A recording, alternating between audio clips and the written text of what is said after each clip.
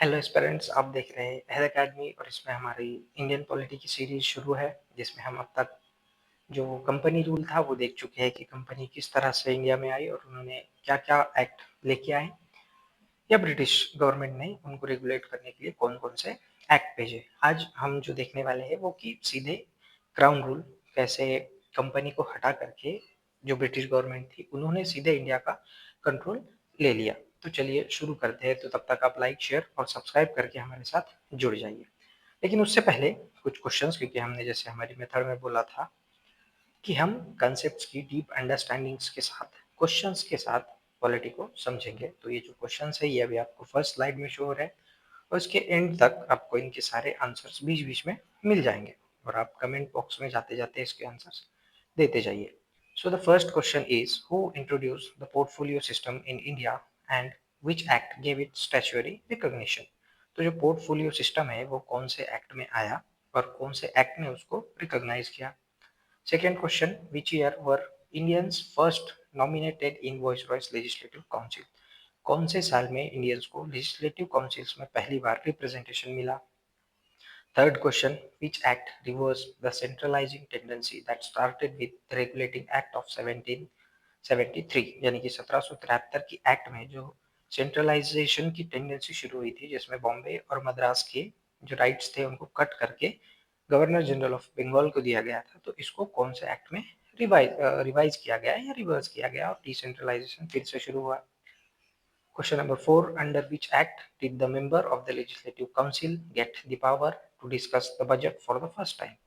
वो कौन सा एक्ट था जिसके अंदर जो लेजिस्लेटिव काउंसिल्स थी उसको बजट डिस्कस करने के पावर मिले, क्योंकि उस पर्टिकुलर एक्ट से पहले काउंसिल्स के पास बजट डिस्कस करने के राइट नहीं थे, वो सिर्फ एग्जीक्यूटिव काउंसिल्स के पास थे जो कि गवर्नर जनरल की एग्जीक्यूटिव काउंसिल होती थी।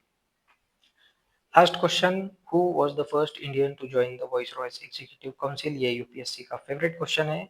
And under which reforms this allowed, कि वो कौन आदमी था जो फर्स्ट इंडियन था एग्जीक्यूटिव काउंसिल में जाने वाला और ऐसा किस एक्ट में बोला गया था या अलाउ किया गया था? तो ये 5 क्वेश्चंस है जिनके एमसीक्यूज और डिटेल अंडरस्टैंडिंग के साथ आंसर आपको एंड तक पता चल जाएंगे। तो चलिए शुरू करते हैं द क्राउन रूल। तो क्राउन रूल आया 1858 में। अभी क्यों आया? तो 1857 में जो रिवोल्ट हुआ इंडियन आर्मी के द्वारा, जिसको आप रिवोल्ट कहिए, म्यूटिनी कहिए या फिर फर्स्ट वॉर ऑफ इंडिपेंडेंस, जो भी आपको कहना है आप कहिए। इसके बाद से हुआ ये कि अनस्टेबिलिटी आ गई और जो ब्रिटिश गवर्नमेंट था उन्होंने कंपनी को बोला कि भैया तुमसे ना हो पाएगा, तो अब इंडिया को डायरेक्टली हम चलाएंगे। इसलिए जो कंपनी के पास एडमिनिस्ट्रेशन था उसको ले लिया गया और अब सीधे इन the name of queen India का राज चलना था, इसलिए हम इसको क्राउन रूल बोलते हैं। तो इसके दो रीजंस मेजर थे। पहला तो था 1857 की क्रांति and the second is instability in India. इसके लिए इन्होंने एक फिर से एक्ट लेके आ गया जिसको बोला गया गवर्नमेंट ऑफ इंडिया एक्ट 1858। अब ये जो एक्ट है इसको ब्रिटिशर्स ने act for the good government in India ऐसा नाम दिया कि जो भारत का शासन है वो खराब हो चुका है और अब वहाँ पे गुड गवर्नमेंट सही है, क्योंकि म्यूटिनी हुई, उठाव हुआ। इसका मतलब है कि गवर्नेंस अच्छा नहीं है, इसलिए लोगों ने गवर्नमेंट के खिलाफ प्रोटेस्ट किया या क्रांति कर दी। तो अब हम क्या करेंगे? गुड गवर्नेंस लाएंगे, गुड गवर्नमेंट बनाएंगे। तो जो पहले का था उसमें अब कुछ चेंजेस हो गए। पहले सबसे बड़ा चेंजेस तो ये हुआ कि कंपनी का रूल अब खत्म हो गया और सीधे ब्रिटिश गवर्नमेंट का रूल इंडिया पे शुरू हुआ। जो भी अब ऑर्डर्स निकलते थे या एक्ट आते थे वो in the name of queens होते थे, यानी कि in the name of her majesty. अब सीधे ब्रिटिश जो गवर्नमेंट है या जो ब्रिटिश पार्लियामेंट है वो इंडिया को चला रही थी। सेकेंड चीज जो हुई, नाम में कुछ चेंजेस हुए कि जो गवर्नर जनरल ऑफ इंडिया था अब उसको वॉइसरॉय बोला जाने लगा, क्योंकि जो गवर्नर जनरल था वो एक कंपनी का रिप्रेजेंटेटिव था। अब जो ब्रिटिश क्वीन का रिप्रेजेंटेटिव है उसके नाम भी मतलब उस क्वालिटी का या उस दर्जे का होना चाहिए, इसलिए governor general is like army वाला वो नाम लगता है थोड़ा सा, तो इन्होंने उसको वॉइसरॉय कर दिया। ओके। जो बोर्ड ऑफ डायरेक्टर और सॉरी जो बोर्ड ऑफ कंट्रोल और बोर्ड ऑफ डायरेक्टर्स थे, जो दो बॉडीज थी जो कंपनी के पॉलिटिकल अफेयर्स और कंपनी के बिजनेस अफेयर्स को संभालते थे, उनको कैंसिल कर दिया गया और इसकी जगह पे सिंगल कंट्रोल लेके आया गया। वो सिंगल कंट्रोल जो था वो एक नया ऑफिस था, एक नया ऑफिस बना ब्रिटेन में जिसको बोला गया secretary of state for India. तो ये जो secretary of state for India था ये एक ऑफिस था और इसका एक चेयरमैन था। तो उसका जो चेयरपर्सन है वो होने वाला था ब्रिटिश पार्लियामेंट की कैबिनेट का एक आदमी, यानी कि जो ब्रिटेन था वहाँ पे एक नया मिनिस्ट्रियल पोस्ट बनाया गया, जैसे हमारे यहाँ पे भी फाइनेंस मिनिस्टर, डिफेंस मिनिस्टर होते हैं, ऐसे ही एक नया मिनिस्टर बनाया गया जिसको कि secretary of state for India बोला गया। अब ये अकेला आदमी तो काम करेगा नहीं, इसलिए इसको एक काउंसिल भी दी गई थी। और ये जो ऑफिस था इसको कंप्लीट अथॉरिटी दी गई थी इंडिया के ऊपर कि आपको इंडिया में जो भी करना है आप कर सकते हो। लिटरली कंप्लीट अथॉरिटी, जैसे अभी है कि कोई एक मिनिस्टर है, उसके पास एक पोर्टफोलियो है और उस पोर्टफोलियो से रिलेटेड उसको जो भी डिसीजन लेने हैं, जो भी काम करने हैं, जो भी एडमिनिस्ट्रेटिव या फिर लेजिस्लेटिव चेंजेस करने हैं, वो आदमी कर सकता है। सेम चीज इतने ही टाइट और इतने ही कंप्लीट अथॉरिटी इस सेक्रेटरी को इसमें दी गई। तो ये एक नया ऑफिस बनाया गया। अब ये जो बॉडी थी ये एक एडवाइजरी बॉडी थी। ओके, इसको एक एडवाइजरी बॉडी दी गई जिसकी मैंने पिछली स्लाइड में बात की, जिसमें 15 मेंबर्स होने वाले थे, जिसको बोला गया काउंसिल्स फॉर इंडिया। अभी जो काउंसिल्स फॉर इंडिया है ना, ये चेयरमैन से अलग है। Okay, secretary of state for India ये पर्सन अलग है, और काउंसिल ऑफ इंडिया ये एक बॉडी अलग है। इसका काम था जो सेक्रेटरी ऑफ स्टेट है इंडिया का उसको असिस्ट करना। और ये एक बॉडी कॉर्पोरेट थी in the India and England. मान लो कि जैसे अभी सेंटर और स्टेट गवर्नमेंट है, तो स्टेट गवर्नमेंट में अपना एक चीफ मिनिस्टर होता है, लेकिन जब दिल्ली सरकार कोई एक्ट बनाती है तो उस चीफ मिनिस्टर को दिल्ली की बात माननी पड़ती है। तो सेम चीज ये वाली चीज थी।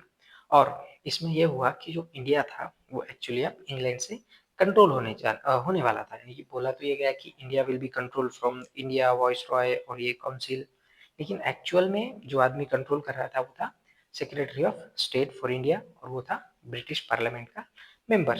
तो इन्होंने एक्चुअली में गवर्नमेंट चेंज किया, जो गवर्नेंस था वो चेंज नहीं हुआ, सिर्फ नाम चेंज हुए गवर्नर जनरल ऑफ इंडिया से वॉइस रॉय ऑफ इंडिया हो गया। कंपनी का रूल हट के क्राउन का रूल आ गया। और वो जो काउंसिल्स थी उसके मेंबर्स बढ़ गए, एक नई काउंसिल बनाई गई, एक नया ऑफिस बनाया गया, लेकिन जो प्रोसेस थी, जो गवर्नेंस था, जो स्टाइल ऑफ गवर्नमेंट था वो सारा सेम था। लेकिन जो टेक्निकल बात है वो मैंने इसमें कर दी। तो ये था एक्ट ऑफ 1558, ओके 1858, 1858 का, जिसको कि गुड गवर्नेंस ऑफ एक्ट बोला जाता है। इसके बाद में आया इंडियन काउंसिल एक्ट 1861। अब यहाँ पे जो नाम है वो चेंज हो गया। पहले था गवर्नमेंट ऑफ इंडिया, अब आया काउंसिल ऑफ इंडिया, यानी कि जो इंडिया में 15 मेंबर्स की काउंसिल्स बनाई गई थी उसमें कुछ चेंजेस हुए। उससे रिलेटेड ये एक्ट था।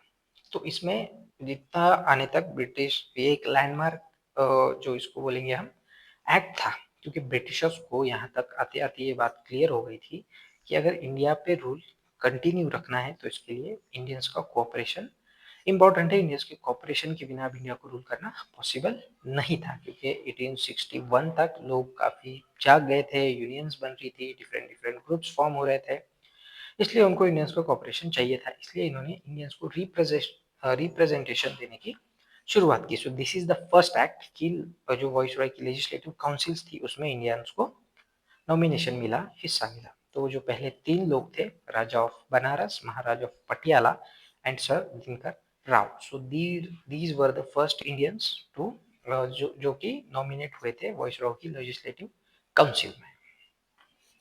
इसके बाद जिसको हमने बोला कि लैंडमार्क था, सेकेंड लैंडमार्क चीज इसने की कि जो बॉम्बे और मद्रास की ऑटोनॉमी थी, प्रोविंशियल ऑटोनॉमी, वो वापिस दे दी, यानी कि जो डिसेंट्रलाइजेशन था वो शुरू हुआ। या फिर आप यूं कहिए कि 1773 के एक्ट में जो सेंट्रलाइजेशन की टेंडेंसी ब्रिटिश गवर्नमेंट ने अपनाई थी, इस एक्ट में उसको उन्होंने रिवर्स कर दिया, उसको चेंज कर दिया। उसके बाद में कुछ नई लेजिस्लेटिव काउंसिल्स बनाई, जो नए प्रोविंसेस ब्रिटेन के हो गए थे। बंगाल, नॉर्थ वेस्टर्न प्रोविंसेस और पंजाब, इनको 1862, 1886 और 1897, इन 3 सालों में रिस्पेक्टिवली इनको अपनी अपनी काउंसिल दी गई। और जो वॉइस रॉय था उसकी भी पावर बढ़ गई, उसको ऑर्डिनेंस बनाने की पावर मिली। अब ऑर्डिनेंस क्या होता है, जैसे अभी इंडिया के अंदर इंडिया के प्रेसिडेंट ऑर्डिनेंस बना सकते हैं, यानी कि जब लेजिस्लेटिव काउंसिल या पार्लियामेंट अवेलेबल नहीं है और तब उस वक्त कुछ एक्ट बनाना है, कुछ इमरजेंसी है, तो जो प्रेसिडेंट है वो कोई रूल बनाते हैं, रेगुलेशन बनाते हैं, एक ऑर्डर पास करते हैं, और वो 6 मंथ तक वैलिड रहता है, उसको एज अ कानून, एज अ एक्ट माना जाता है। So that is ordinance. तो ये जो वॉइसरॉय था, इसको ऑर्डिनेंस बनाने की परमिशन दी गई कि तुम अगर इमरजेंसी है तो तुम कुछ नया कानून बना सकते हो और फिर बाद में उसके लिए परमिशन परमिशन खेलते रहना। और ये 6 महीने तक इसकी वैलिडिटी होती है, सेम जैसे आज इसकी प्रोविजन है। अगेन इसमें एक और लैंडमार्क चीज हुई, पोर्टफोलियो सिस्टम अलाउ किया गया। ये किसने किया था? लॉर्ड कैनिंग ने। Okay, so portfolio system, representation, decentralisation और पावर टू मेक ऑर्डिनेंस, तो ये सारी चीजें, और representation to Indian legislative council. Okay, अभी तक एग्जीक्यूटिव काउंसिल्स में इंडियंस को हिस्सा नहीं मिला है, अभी तक सिर्फ लेजिस्लेटिव काउंसिल में ही हिस्सा मिला है। तो ये इस एक्ट को जो हमने बोला कि लैंडमार्क था, तो इन 4 चीजों की वजह से यह लैंडमार्क था 1861 का। इसके बाद में आया इंडियन काउंसिल एक्ट 1892। अब जो काउंसिल बनी हुई थी, देखो अगेन इसके नाम में काउंसिल, यानी कि यहाँ पे भी फिर से काउंसिल के में ही कुछ चेंजेस है। तो जो नंबर्स थे काउंसिल में वो कुछ बढ़ गए, लेकिन जो ऑफिशियल मेजोरिटी थी वो अब भी वैसे ही थी, यानी कि इंडियंस के नंबर ब्रिटिशर्स के नंबर से कम थे, यानी कि कुछ डिसीजन ले रहे हैं उस पर वोट हो रहा है, तो अब भी इंडियन लोग माइनॉरिटी में ही थे, उनके पास मेजोरिटी नहीं थी, यानी कि वो कुछ चेंज नहीं कर सकते थे या कुछ सजेशन नहीं दे सकते थे। लेकिन काउंसिल को अब बजट डिस्कस करने की पावर मिली, यानी कि जो काउंसिल की पावर थी वो थोड़ी सी बढ़ गई इस एक्ट में। तो इंडियन काउंसिल एक्ट 1892 ये इम्पोर्टेंट हो जाता है क्योंकि काउंसिल को बजट डिस्कस करने की परमिशन मिली और एग्जीक्यूटिव से क्वेश्चन पूछने की भी परमिशन मिली। हालांकि एग्जीक्यूटिव पे आंसर देना जरूरी नहीं था, कंपलसरी नहीं था, लेकिन फिर भी काउंसिल एटलीस्ट क्वेश्चन कर सकती थी और बजट डिस्कशन कर सकती थी। इस एक्ट से पहले जो बजट था वो एग्जीक्यूटिव काउंसिल ऑफ जो वॉइसरॉय की एग्जीक्यूटिव काउंसिल थी वो बनाती थी, और जो लेजिस्लेटिव काउंसिल है उसको बजट से रिलेटेड कोई भी राइट नहीं था, लेकिन इसमें उसको वैसा हक दिया गया कि तुम बजट से रिलेटेड चीजें डिस्कस कर सकते हो। नेक्स्ट इसमें चीज ये हुई कि इनडायरेक्ट इलेक्शन वाली एक प्रोविजन ये लेके आए। जैसे जैसे इस एक्ट में इलेक्शन या इनडायरेक्ट इलेक्शन ऐसा कोई वर्ड तो था नहीं, लेकिन इन्होंने क्या बोला कि जो सेंट्रल लेजिस्लेटिव काउंसिल है, अब उसमें जो वॉइसरॉय है वो लोगों को नॉमिनेट करेगा रिकमेंडेशन पे। ओके, किसकी रिकमेंडेशन पे? तो प्रोविंशियल लेजिस्लेटिव काउंसिल्स और बंगाल चैम्बर ऑफ कॉमर्स। यानी कि मान लीजिए जैसे आज हमारे जो सेंटर की राज्यसभा है, इसमें हमारी जो स्टेट असेंबलीज है वो अपने मेंबर नॉमिनेट करके भेजती है, सेम ये वाली प्रोविजन थी वो। और प्रोविंशियल जो काउंसिल्स थी उनके लिए भी लोग नॉमिनेट कर सकते थे। वो कौन थे? तो district boards, municipalities, universities, trade association, जमींदार और चेंबर्स, तो ये लोग प्रोविंसेस में भेज सकते थे, और प्रोविंसेस लेवल की बॉडीज अब सेंट्रल के लिए भेज सकती थी। तो this was kind of indirect elections. तो ये भी एक अगेन इंपॉर्टेंट एक्ट बन जाता है कि कहाँ से इनडायरेक्ट इलेक्शंस की शुरुआत हुई, तो इंडियन काउंसिल एक्ट 1892 से। तो ये 2-4 चीज़ों के लिए एक्ट इम्पोर्टेंट है कि जिसमें पहले तो नंबर्स बढ़ गए और बजट से रिलेटेड पावर मिला, एंड जो इनडायरेक्ट इलेक्शन की प्रोविजंस थी वैसा कुछ कुछ चीज़ शुरू हो गई, लेकिन एक्चुअल पावर अब भी ऑफिशियल मेजोरिटी के ही पास थी, एक्चुअल पावर अब भी एग्जीक्यूटिव काउंसिल्स के पास ही थी। ओके, नाउ उसके बाद आया इंडियन काउंसिल एक्ट 1909, जिसको हम मॉर्ले मिंटो रिफॉर्म्स भी कहते हैं।